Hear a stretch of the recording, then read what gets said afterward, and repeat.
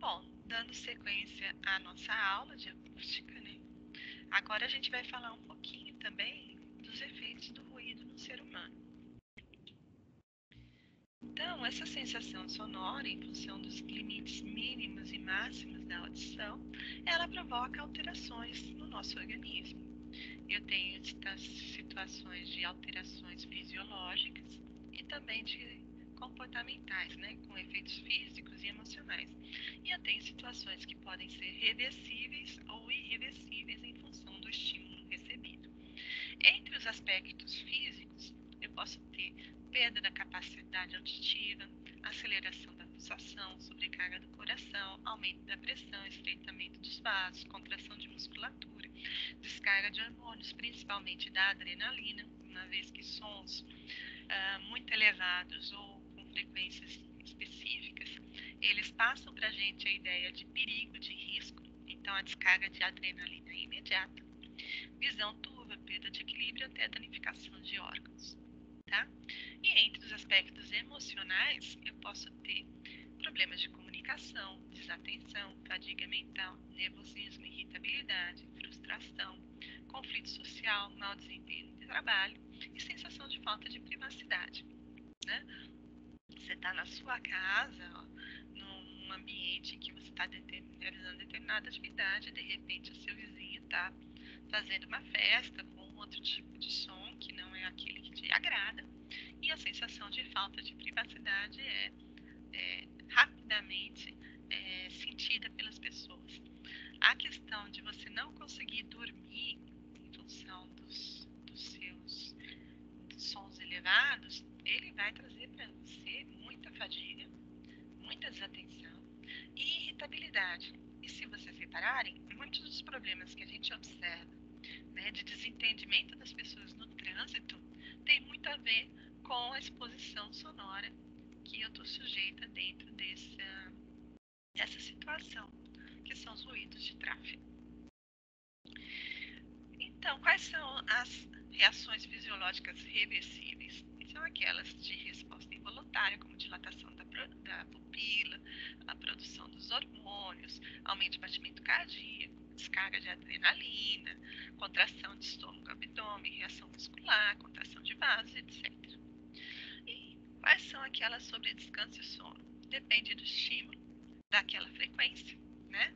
E do valor aí em nível de pressão sonora. Então, vai ter efeitos primários, que são esses que a gente já falou, sons acima de 39 decibéis, há uma expressiva redução da qualidade do sono com a diminuição do período de sono. Acima de 64 decibéis, 5% das pessoas geralmente já acordam, e com 97, 50% das pessoas acordam e não conseguem recuperar o sono. E os efeitos no dia seguinte, né? Mudança de exposição, de rendimento, perda de eficiência, queda de atenção e inclusive aumento de risco de acidentes. Tá? E além disso, existem aspectos sociais relacionados ao som.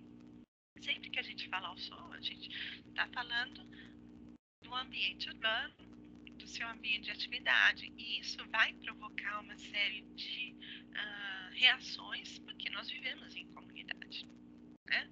Então, eu tenho irritação geral, incômodo, perturbação na comunicação, de conversação, telefone, rádio, televisão, prejudica repouso e relaxamento, seja dentro ou fora da residência, prejudica a concentração na atividade que você está fazendo e, consequentemente, o desempenho e rendimento dessa atividade, pode provocar medo e ansiedade, porque eu vou estar sempre tendo aquelas descargas de hormônios, principalmente adrenalina, e posso ter, inclusive, mudanças na conduta social.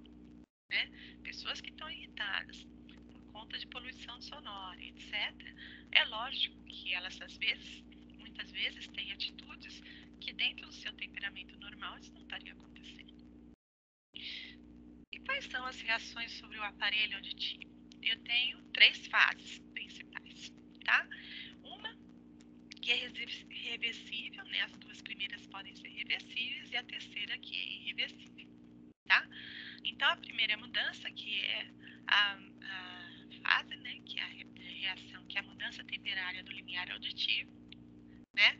representa uma mudança da sensibilidade da audição e se recupera em 2, 3 horas. Sabe aquela situação em que vocês vão numa festa, numa boate, etc. O som tá muito alto, tal, e ali tá tudo bem, tal, tá dançando, tá de boa, tal. A hora que você sai dali e tá indo embora, você fica com aquela sensação de zumbido, de que aquele som permanece um certo tempo.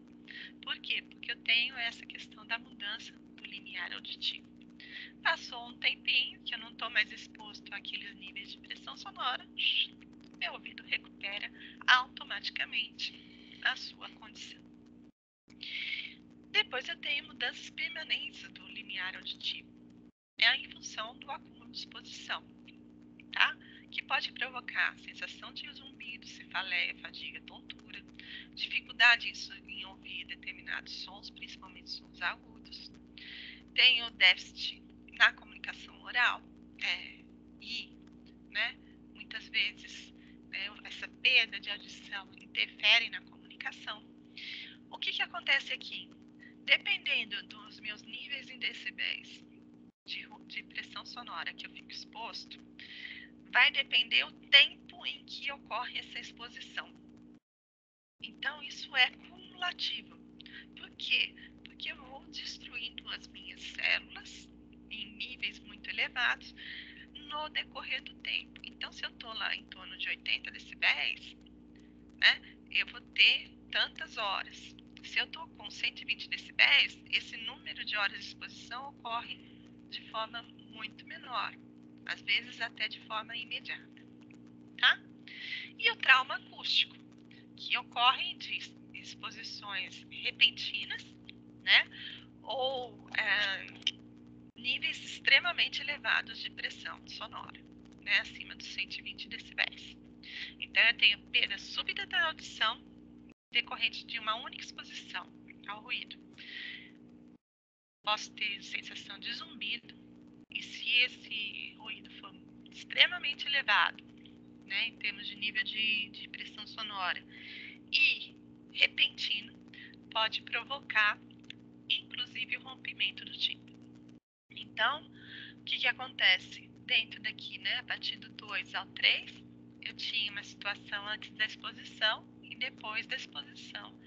Eu vou perdendo aquelas células ciliadas que eu tenho dentro da cóclea, que são aquelas células responsáveis pela identificação das frequências e dos sons. As células que identificam as frequências mais agudas são as que pedem mais rapidamente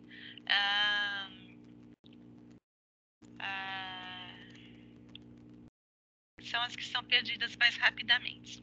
Tanto é assim, né, que pessoas com idades muito elevadas, né, acima aí dos 60, 70 anos, elas acabam tendo perdas auditivas, principalmente nas frequências mais agudas, tá? Agora, se você é um trabalhador que está exposto a um determinado nível de pressão sonora, num equipamento que tenha uma frequência Y, a tendência é que você perca essas células auditivas naquela frequência que você está exposto.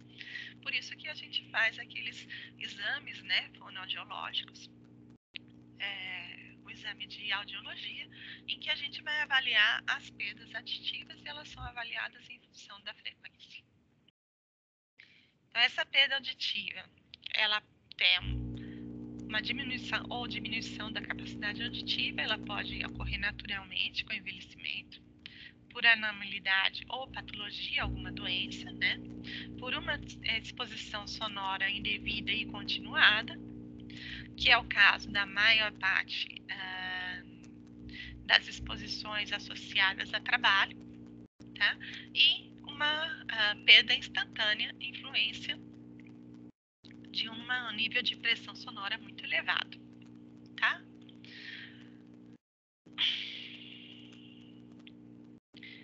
As perdas temporárias de audição é aquela que eu tenho aquele deslocamento e depois ele retorna após 2 ou 3 horas ao patamar normal, tá?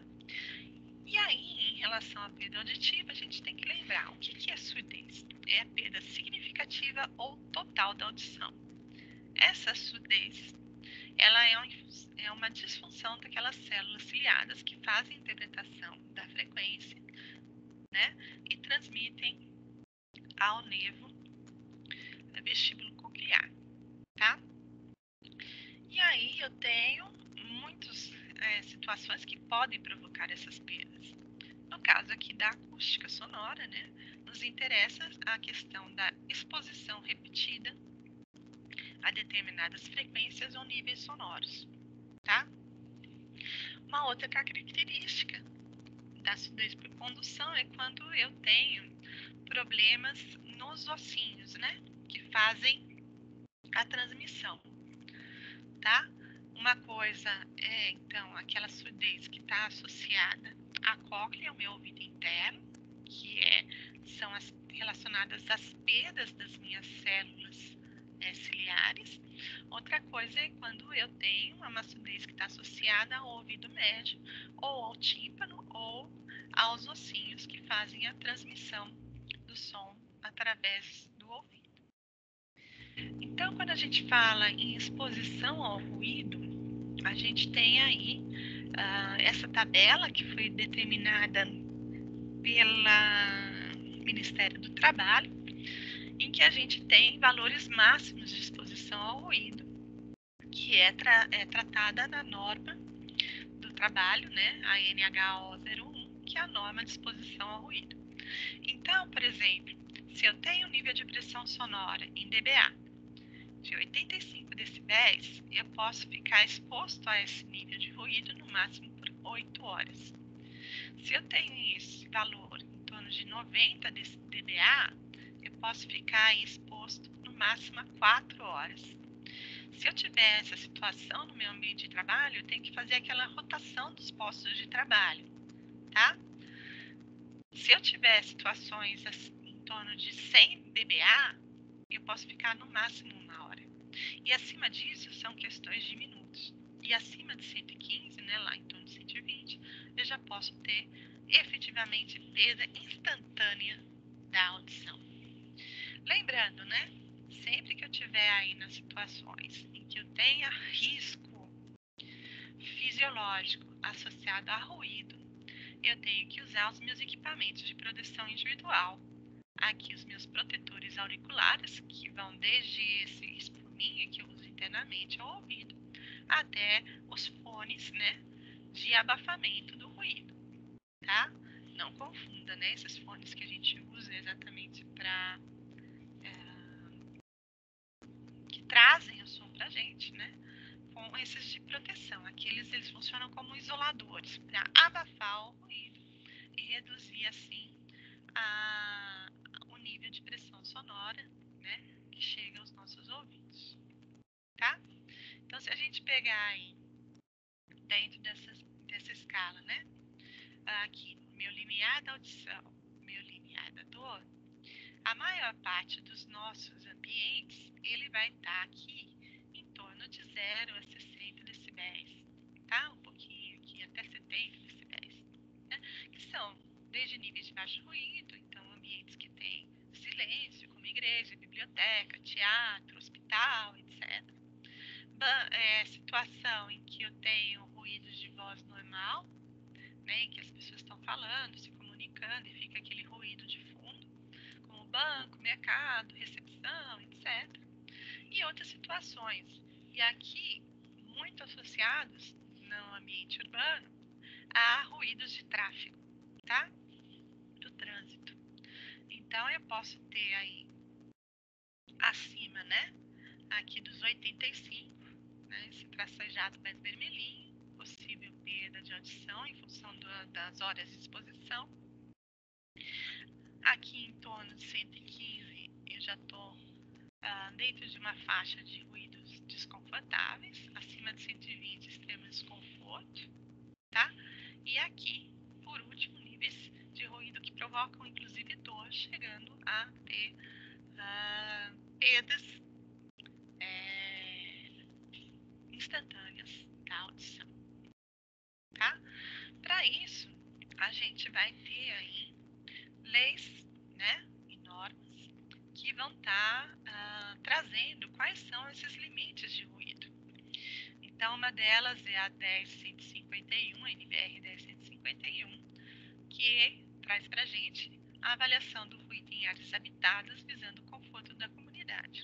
Então, são os meus níveis de ruído associados a ambientes urbanos em função do tipo de zoneamento. E a 10152, que vai trazer para a gente níveis de ruído para o conforto acústico, e aí associadas ao tipo de atividade que está sendo executada naquele ambiente. Além disso, a gente já falou, né? A gente tem a norma de exposição ao ruído, tá? Para ambientes de trabalho. E outras leis, como a lei do silêncio, né? Que, na verdade, é uma contravenção penal aí, né?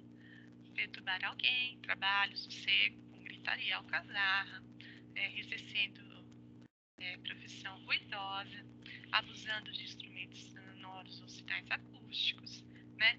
Provocando ou não impedindo barulho produzido por animal ou em questões de festas, etc. E prevê desde prisão simples a multa, né? De 15 até 3 meses ou multa. Geralmente, o que a gente vê dentro das nossas comunidades é a multa, tá? A questão da prisão é quando você tem isso repetidas vezes e que não há nenhum tipo de providência. Mas para que isso ocorra, eu preciso caracterizar, né, essa situação. Como é que eu caracterizo? Fazendo medição, né, dos níveis registrados naquele ambiente que vão estar em contradição aos níveis preconizados aqui nas normas, tá? Então, se eu pegar lá 10.151, então eu estou falando em ambientes externos, né? Então, áreas de sítio e fazendas, por exemplo, os níveis máximos aí de diurno e noturno, então entre torno de 40 e 35 dBAs, tá? Numa área residencial, né, predominantemente residencial, durante o dia eu admito 50 e no período noturno 55, no período noturno 50, porque daí o isolamento proporcionado pelos meus edifícios já vai reduzir bastante e vou estar dentro dos meus níveis de conforto para descanso, né? E áreas industriais que admitem valores mais elevados ainda, durante o dia de 70 e no período noturno de 60 dBAs, tá? E a 10.152, como eu falei para vocês, trata de ambientes internos. Então, por exemplo, ele vai dar qual é a tipologia da edificação e qual é o ambiente, né, e atividade que está sendo tratada. Então, em bibliotecas, salas de desenhos, eu admito aí, né, valores de 35 a 45. Lembrando que o valor inferior representa o nível sonoro de conforto naquela atividade. E o nível superior indica para a gente o limite, né, que não causa desconforto, ok? Então, por exemplo, nas residências, nos meus dormitórios, ou seja, eu quero dormir, né, de 35 a 45 decibéis, mas, por exemplo, em áreas de circulação eu admito valores maiores e assim por diante.